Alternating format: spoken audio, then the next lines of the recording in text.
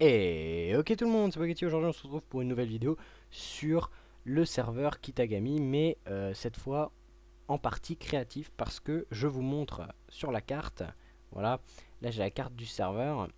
Nous on est en général par ici, vous voyez. Donc là c'est notre biome désert, il y a plein de choses, bon, il y a tout l'endroit où on est, tout simplement le palais de Kamisama qui est ici, voilà, vous pouvez prendre le site si vous voulez. C'est génial. Et on a aussi bien sûr les temples de la mer. On en a, celui-là n'existe pas, mais celui-là existe, hein, il est pas loin. Et on pourra faire une usine à Guardian par ici. Je vous dis ça bien sûr parce que... attendez, je vais décocher ça. Je vous dis ça bien sûr parce que la partie créative est tout simplement ici. Et donc il ne faut pas trop qu'on s'en approche. Donc ici ça va.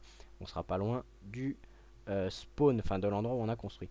Tout simplement, c'est à 4000 blocs de distance. Donc c'est assez loin. Puis c'est une île dans l'océan qui est pas trop mal à mon avis. En tout cas je l'aime bien. Et j'ai rajouté cette partie créative à la demande de Hydracia parce qu'il ne voulait pas jouer en survie sur le serveur. Et ça permet d'avoir des nouveaux joueurs. Voilà, Hydracia en plus de Edition Cookie qui est aussi content d'avoir une partie créative ou construire. D'ailleurs, on s'est tous mis à faire quelques projets sur cette île. Et cette vidéo est là pour vous en parler. Voilà, tout simplement. Alors, cette île, c'est Hydracia qui l'a choisie. Et il appelle ça l'archipel de la couronne. Donc, comme vous pourrez voir, voilà, ça fait une couronne. Il a fait de très belles décorations, très beaux matériaux. Voilà, avec, moi j'aime bien en tout cas, un beau portail du Nether, une belle arrivée. Au départ, il y avait une île, mais bon, je sais pas pourquoi il a mis de l'argile hein, ici, mais bon, voilà. Là, il y a une sorte de garage à bateau qui est en croix catholique, mais je pense que c'est très involontaire de sa part. Au départ, oui, cette île était une forêt de chênes noirs tout simplement, mais on a tout brûlé, voilà.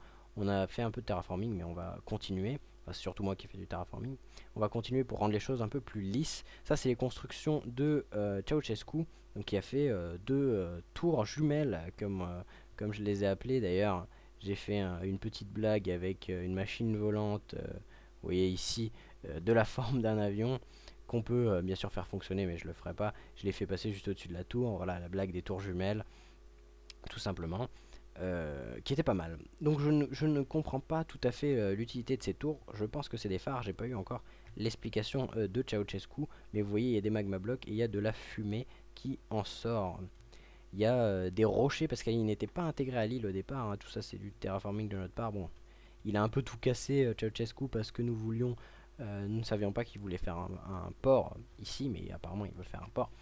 Donc on a de majestueux arbres inspirés de Hydracia qui avait construit celui-là. Moi j'ai construit celui-là, celui-ci, voilà. Majestueux arbres. J'ai relié à la terre par rapport à un rocher, donc voilà ici. Euh, Ceux dont s'est inspiré Hydracia tout simplement pour faire son rocher ici. Et vous voyez, il y a pas mal de pierres moussues, donc on peut dire que c'est des algues, voilà. Là il y a des lianes, j'ai rajouté de l'andésite, de la pierre lisse, du gravier.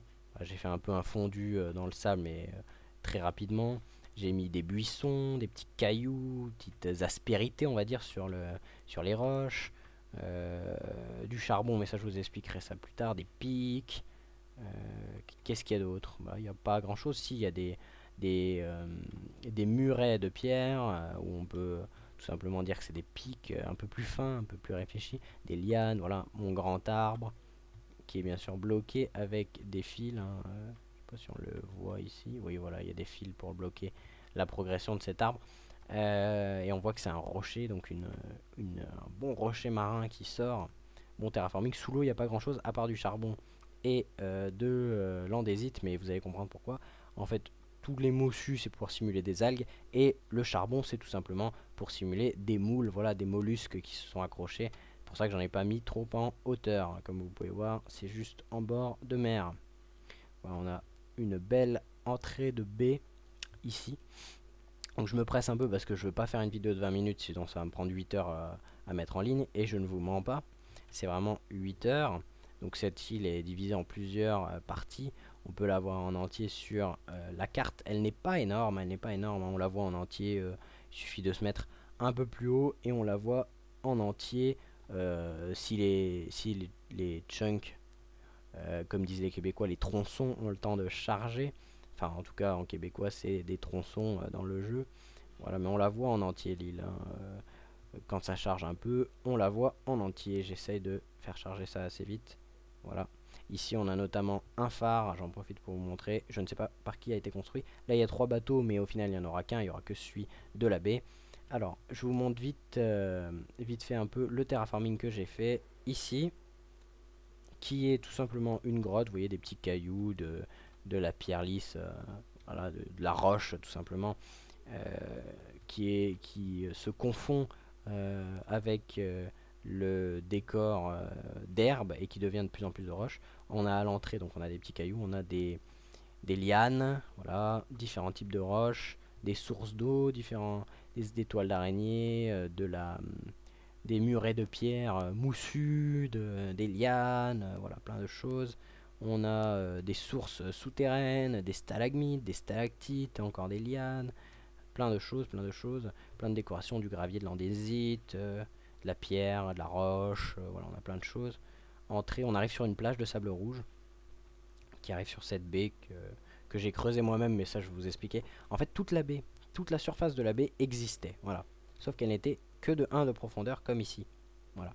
Donc j'ai tout creusé pour faire passer mon bateau que j'appelle le démon cendré, mais ça on verra ça plus tard. Là, c'est Yggdrasia qui a construit cet immense arbre, donc qui est une mangrove qui reste encore à perfectionner, mais on va travailler là-dessus. Voilà, ici c'est la baie qui faisait que 1 de profondeur, mais bon, voilà, j'ai creusé ça pour faire passer mon énorme bateau, le démon cendré, que je vais m'empresser de vous expliquer. Et après, on ira assez vite parce que je ne veux pas avoir une vidéo de 8 heures. Donc, le démon cendré, pourquoi démon? Parce que bah, ça fait référence au héron cendré qui est un oiseau que j'aime bien. Mais démon parce que bah, au niveau des voiles qui sont particulières, et cendré parce que c'est du bois gris, cendré étant une autre façon de dire gris en français. Et donc j'ai bien fait attention au sens des troncs pour bien que ça rentre bien avec une ligne orangée ici. Vous voyez que tous les troncs sont de manière horizontale, sauf les derniers qui sont verticales pour éviter qu'on ait un gros tas de orange. Voilà. Ici on a les gouvernes, donc vous voyez qu'on en a deux. Les gouvernes du bateau. Ici on en a deux. Pourquoi? Parce que c'est un bateau qui va à double sens. Comme vous voyez, cette baie ne permet pas de faire demi-tour à mon bateau.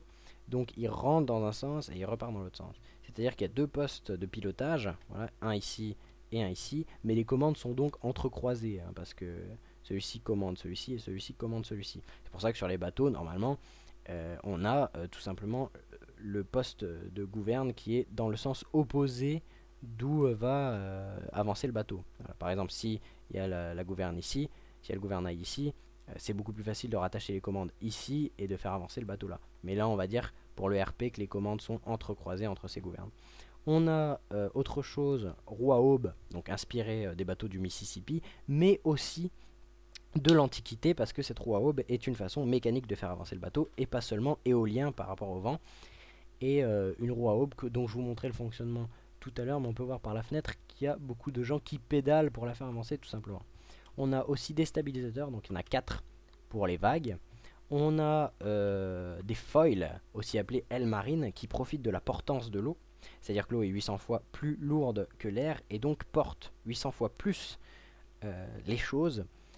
Et plus le bateau va vite, plus les ailes marines surélèvent le bateau et permettent d'avoir moins de contact avec l'eau et donc d'aller encore plus vite. Donc c'est un peu bateau volant au final. Ici on a ce qu'on appelle le bulbe d'étave, qui est une chose qu'on retrouve sur les bateaux porte-conteneurs aujourd'hui, et qui est tout simplement en fait sert à couper la vague créée par une coque qui serait comme ceci en fait, qui suivrait une courbe normale, et ça coupe la vague et ça permet d'aller plus vite tout simplement. Au niveau de l'armement, ce bateau a 10 canons. Là on voit il y a des fenêtres, moi je trouve ça beau. Et là on voit les 10 canons, donc il y en a 4 en bas au premier sous-sol et 6 en haut. Voilà. Un à l'avant. Enfin à l'avant, oui, il y a 2 avant. Et voilà. Au niveau de l'armement, les dispensers peuvent tirer, les distributeurs peuvent tirer parce qu'il y a des flèches à l'intérieur. Je ne vais pas le faire, sinon il faudrait que je les remplisse. On a les gouvernes, on a les voiles transversales. On va dire qu'elles peuvent être orientées dans les 360 degrés, mais je préfère les mettre comme ça parce qu'on va dire qu'elles servent à tourner plus facilement, vous voyez. On a la voile centrale, donc des 3 mâts, on va dire qu'il y a quand même les mâts hein, où les gens peuvent se mettre pour observer. La voile centrale qui est en forme d'aile de démon ou de dragon, et qui est, on pourrait dire aussi le dragon cendré, hein. Le dragon cendré, ça marcherait pour ce bateau. Et d'ailes de dragon qui, tout simplement, sont inspirées des ailes d'une jonque chinoise ou japonaise, qui sont en fait des voiles qui sont soutenues par du bois, des longues traverses de bois. Et donc on va dire que là, voilà, c'est du bois qui est peint, mais qui soutient ces voiles. Sachant que c'est des voiles, j'ai mis du verre pour qu'elles soient plus fines, hein, tout simplement, et pour faire ressortir des deux côtés le même effet de traverse de bois. Mais on va dire que c'est un tissu qui n'est pas transparent, hein, bien évidemment. Et donc on a notre plancher en bloc d'os sur le sol, nos armes, tout ça, et je vais vous montrer l'intérieur du bateau, et après on ira plus loin. D'ailleurs cette ligne de bloc de verre étant tout simplement pour signifier la ligne de flottaison du bateau. Donc je vais vous montrer dans ce bateau parce que c'est lui qui est le plus complet, on va dire au niveau de la déco intérieure. Comme vous pouvez voir, premier sous-sol, on a les postes de tir des canons. On a 12 rameurs qui sont plutôt des pédaleurs qui pédalent sur la même chaîne de pédalage par ici, qui font tourner la roue à aube. C'est pratique avec les portillons pour symboliser la chaîne parce que on voit mieux. La roue à aube qui sert tout simplement à faire avancer le bateau hein, de manière mécanique. Elles sont attachées sur l'arbre, comme on dit en mécanique, l'arbre cranté. Donc j'ai simulé les crans par rapport à des piliers de quartz. Vous voyez que le reste de l'arbre, c'est des blocs d'os, donc on voit bien que c'est pas cranté. On a les dortoirs des personnes qui pédalent, hein, des 12 personnes, sachant qu'en face, on peut pas y aller parce qu'il y a l'arbre pour tourner la roue à aube. Mais en face, c'est exactement la même chose, tout simplement. On a la porte, pardon. On a des dortoirs, celui-ci est assez chanceux, qui a une vue sur l'extérieur. Et on a tout simplement ces dortoirs-là, des lits superposés comme ceci. Et on en a 12. Voilà, donc 24 avec ce qui est en face. Suivant le sens où on avance, tout simplement, on se met d'un côté ou l'autre du pédalage. Vous voyez, comme sur les vélos, il peut y avoir plusieurs vitesses. Donc ici, on a une salle à manger. Donc pour faire manger les marins, on a encore des lits, on en a 8. On a une salle à manger, donc voilà, tout simplement. On a une cale pour entreposer la nourriture, l'eau, tout ce qui est correct. Bien sûr, il n'y a rien dans les coffres. Et on a la salle du navigateur, qui est la personne qui tient le cap avec son compas, son livre, journal de bord, ses feuilles, sa carte, voilà, tout simplement. Et maintenant que cela étant fait, je vous dis vite fait quelle est la philosophie de ce bateau. Et on pourra arrêter là la vidéo. Donc la philosophie de ce bateau, c'est de s'inspirer un peu des meilleures techniques de navigation, tout en ayant un design ancien avec du bois. Voilà. Mais du bois de manière alternative, puisque c'est du bois gris. Donc un design ancien, donc inspiré, vous voyez, des bateaux du Mississippi, mais aussi avec à l'intérieur les gens qui pédalent des bateaux de l'Antiquité, avec des technologies modernes de stabilisateurs, de foils. Les gouvernes sont assez longues justement parce que les foils surélèvent le bateau. Et donc il faut des gouvernes assez longues pour pouvoir quand même gouverner avec le gouvernail pour pouvoir faire tourner le bateau, tout simplement, même si le bateau est surélevé. Pour aller plus vite, on a l'inspiration des jonques asiatiques et chinoises, les voiles de côté qui sont tout à fait une invention de ma part pour tourner. Bien que on doit s'en servir aussi dans les voiliers hein, pour changer de cap évidemment. Mais voilà, ces bateaux totalement inspirés de ma part avec les caravelles aussi par rapport à l'armement du bateau. Et puis voilà. Bon, eh bien j'espère que vous aurez apprécié cette vidéo. En tout cas, ne vous inquiétez pas pour la partie créatif parce qu'il n'y aura aucun give. La partie survie et créatif seront bien séparées et nous n'utiliserons pas de give et les épisodes survie reviendront, mais pas tout de suite. D'ailleurs, j'essaierai au niveau de la chaîne de faire une vidéo par semaine, voire plus, si je peux, sachant que j'ai des gros problèmes de mise en ligne parce que ça met très très longtemps. La dernière fois, ça m'a mis 8 heures pour une vidéo de 20 minutes, et vous comprenez que c'est insoutenable et c'est pour ça que j'essaie de parler le plus vite possible. Excusez-moi si ça vous gêne, mais je veux pas que ma vidéo fasse plus de 20 minutes parce que sinon c'est extrêmement long. Et donc j'espère que vous aurez apprécié cette vidéo, ce nouveau concept de deal créatif où nous construisons un peu plein de choses. J'espère que vous aurez apprécié le bateau. Mettez dans les commentaires ce que vous avez pensé.